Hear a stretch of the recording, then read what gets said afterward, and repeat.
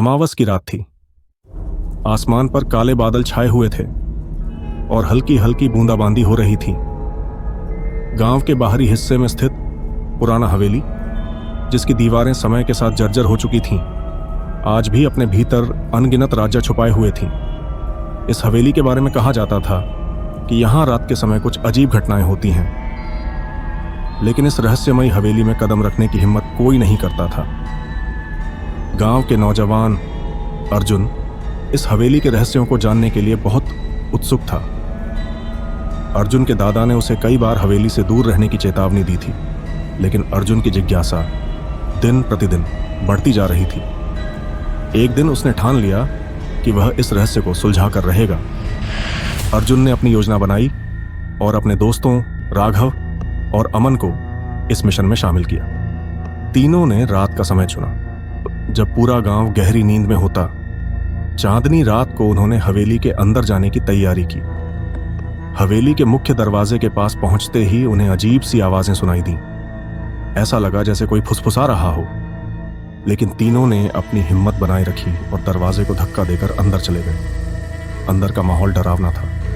फर्श पर धूल की मोटी परत थी और दीवारों पर मकड़ियों के जाले।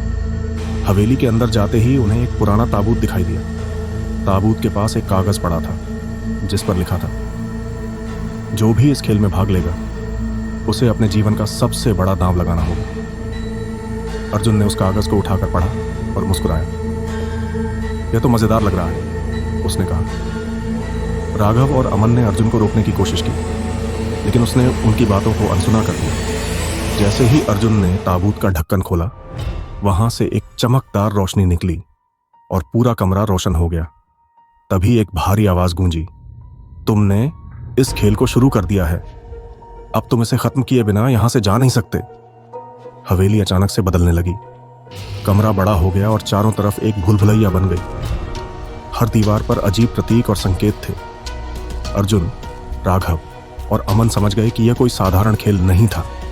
पहला चैलेंज एक दरवाजा खोलने का था, जिस पर 3 ताले लगे थे। हर ताले के पास एक पहेली लिखी हुई थी। पहली पहेली थी, ऐसा क्या है जो जितना ज्यादा लेते हो उतना ही बड़ा होता है। अर्जुन ने कुछ देर सोचा और फिर जवाब दिया, सांस। ताला खुल गया। दूसरी पहेली थी, ऐसा कौन सा पक्षी है जो बिना पंखों के उड़ता है। राघव ने तुरंत कहा, पतंग। दूसरा ताला भी खुल गया। तीसरी पहेली थोड़ी मुश्किल थी, ऐसा क्या है जो तुम्हारे पास होते हुए भी दूसरों का होता है। इस बार अमन ने जवाब दिया, नाम। तीसरा ताला भी खुल गया और दरवाजा खुला।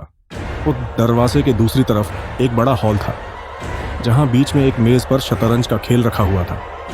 खेल के साथ एक कागज था, जिस पर लिखा था, यह छल का खेल है, सही चाल चलो वरना बुरा अंजाम होगा। तीनों ने मिलकर खेल शुरू किया। जैसे जैसे वे खेल में आगे बढ़े, वे समझ गए कि यह कोई साधारण शतरंज नहीं था।